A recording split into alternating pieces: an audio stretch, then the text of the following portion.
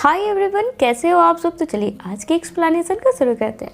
तो Lucifer morning star के पिछले एपिसोड में हमने देखा था लूसिफर जो कि नर्क का राजा है, वो नर्क को छोड़कर यहाँ पृथ्वी पर भाग आया है अपने पिता से झगड़कर। और अब ये वापस फिलहाल तो हेल यानी कि नर्क में जाने के मूड में बिल्कुल भी नहीं है। जहाँ पृथ्वी पर 5 साल गुजारने के बाद लूसिफर को एक क्लोई नाम की डिटेक्टिव मिली थी, एक पहले इंसान जिस पर कि लूसिफर का डेविल पावर यानी कि उसकी आंखों का जादू काम नहीं करता है, वरना जो भी इंसान लूसिफर की आंखों में एक बार देख लेता है वो लूसिफर से अपने मन की सारी बातें कह जाता है। अब इससे आगे कहानी को शुरू करते हैं एपिसोड नंबर 2 के साथ, जिसकी शुरुआत में हम डिटेक्टिव क्लोई को देखते हैं जो कि लूसिफर पर ही नजर रख रही थी उसी के बारे में जाकर, ताकि क्लोई के मन में चल रहे सवाल जैसे कि लूसिफर पर गोलियों का असर क्यों नहीं होता, लूसिफर के होने का रिकॉर्ड पिछले 5 सालों से ही क्यों दिख रही है, 5 साल पहले लूसिफर कहाँ था, इन सभी सवालों के जवाब ढूंढ रही होती है। वहीं लूसिफर भी हैरान है कि आखिर क्लोई पर इसका जादू क्यों नहीं चलता है।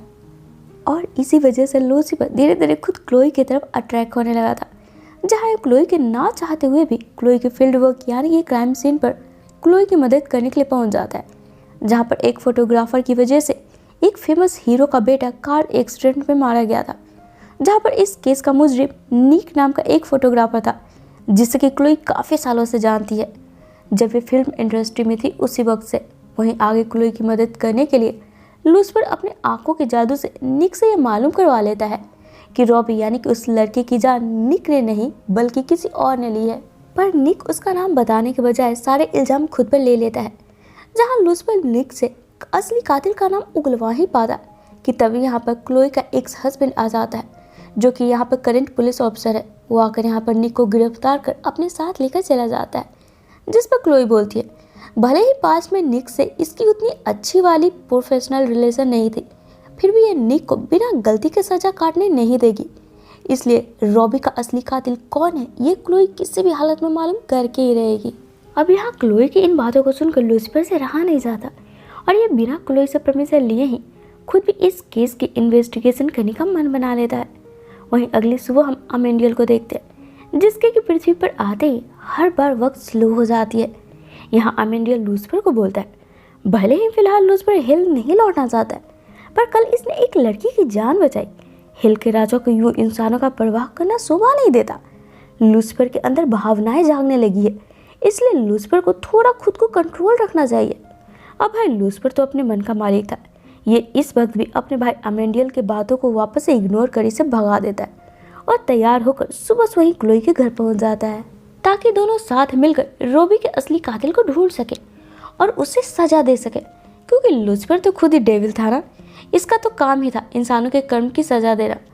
पर यहाँ पर चूंकि क्लोई को लूसिफर की असली सच्चाई अभी भी मालूम नहीं थी, ये इसके केस में कुछ गड़बड़ी ना कर दे ये सोचकर ये लूसिफर को अपने घर से इस वक्त भगा देती है। तब यहाँ से लूसिफर सीधे निकलकर उसी जेल में पहुँचता है जहाँ पर निक को रखा गया था। यहाँ पर लूसिफर सबसे पहले तो रिसेप्शनिस्ट पर अपना जादू कर ये निक के पास जाता है और मर्डर वाली बात को छोड़कर निक से क्लोई के पास्ट के बारे में पूछता है, क्योंकि निक क्लोई को पिछले 10 सालों से जानता है। यहाँ पर निक से लूसिफर को यह मालूम पड़ता है कि क्लोई जब 19 साल की थी इसने फिल्म इंडस्ट्री में पाँव रखा था। उसी वक्त इसकी एक न्यूड सीन वाली मूवी काफ़ी वायरल हुई थी, जिसके कुछ ही दिनों बाद क्लोई के पिता की देहांत हो गई थी, जिसके अंतिम संस्कार की जब रस्म चल रही थी सारे फोटोग्राफर को बस क्लोई की तस्वीर लेने में ही दिलचस्पी थी। उसी दिन क्लोई की इमोशन की कदर ना करते हुए निक ने भी जबरदस्ती कब्रगाह में घुसकर क्लोई की तस्वीर ले ली थी। उसी वजह से क्लोई आज तक निक पर गुस्सा रहती है। अब यह इन बातों को सुनने के बाद लूसिफर वापस से निक पर जादू कर उससे असली कातिल का नाम उगलवाने की कोशिश करने लगता है, पर कातिल शायद निक के दिल के बेहद ही करीब था। ये लूसिफर के जादू से खुद को बचाते हुए मीन्स कि उसकी आंखों में ना दिखकर नीचे की तरफ देखने लगता है, ये सोचकर कि शायद सामने वाला बंदा एक जादूगर है। तब इससे इरिटेट होकर लूसिफर इस वक्त यहाँ से निकल जाता है और अपनी बार में पहुँचता है, जहाँ पर इसके दोस्त मेज भी लूसिफर के बदलते व्यवहार से हैरान थी, खासकर ये सोचकर कि एक मामूली सी इंसान यानी कि क्लोई के चक्कर में लूसिफर पागल होते जा रहा है, तभी तो अब इंसानों की तरह ये बर्ताव कर रहा है। अभी मेज और लूसिफर की बातचीत चल ही रही होती है कि तभी यहाँ पर क्लोई आ जाती है, जिससे कि मालूम चल गया था कि लूसिफर निक से मिलने गया था। जय पहले तो लूसिफर को डांटती है, फिर खुद ही अपनी मदद के लिए अपने साथ एक सेलिब्रिटी के घर ले जाती है, जहाँ पर क्लोई के सूत्रों के मुताबिक असली कातिल भी आने वाला था, क्योंकि जब रॉबी की मौत हुई थी उस वक्त निक के साथ एक और फोटोग्राफर भी था। अब यहाँ क्लोई को जोस नाम के एक फोटोग्राफर पर डाउट होता है, जिससे कि इसने रॉबी की मौत वाली जगह पर भी रॉबी की सबसे पहले तस्वीर लेते देखी थी। अब जोस के बैकग्राउंड को मालूम करने पर क्लोई को मालूम पड़ता है कि जोस निक के अंडर काम करता है। तब पूरे मामले को अच्छी तरीके से समझने के लिए इस बार क्लोई अकेले ही निक के पास आती है और उसे पुराने दिनों में निक के द्वारा किए गए गुनाहों का वास्ता देते हुए बोलती है कि अगर सच में रॉबी की मर्डर में जोस का हाथ है तो निक उसे बचाकर ठीक नहीं कर रहा है। निक जोस को बचा नहीं रहा है, बल्कि उसे और आगे गुनाह करने के लिए बढ़ावा दे रहा है।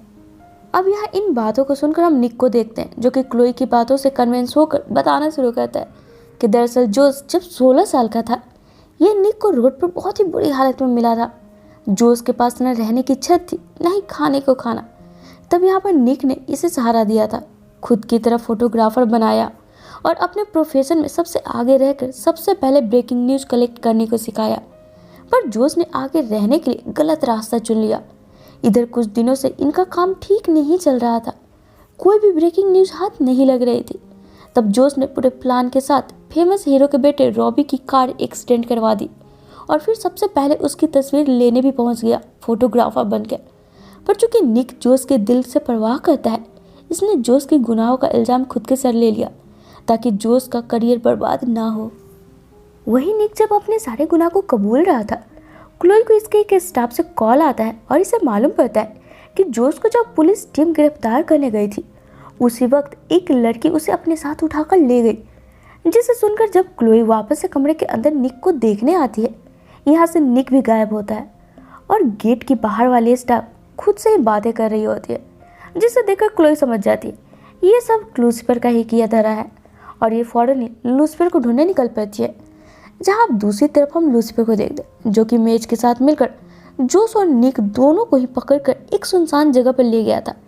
ताकि ये एज अ डेविल इनके गुनाहों की सजा दे सके। क्योंकि अभी तक ये दोनों जिंदा थे, देवताओं के नियमानुसार लूसीफर इन्हें तब तक दंड नहीं दे सकता था जब तक ये मर न जाए और इनके आत्माएं बाहर ना आ जाए।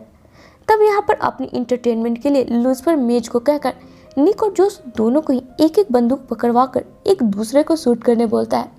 जहाँ जोस निक को शूट करने ही वाला होता है कि तभी यहाँ पर एन वक्त तक क्लोई आ जाती है और एक बार फिर से क्लोई के आते ही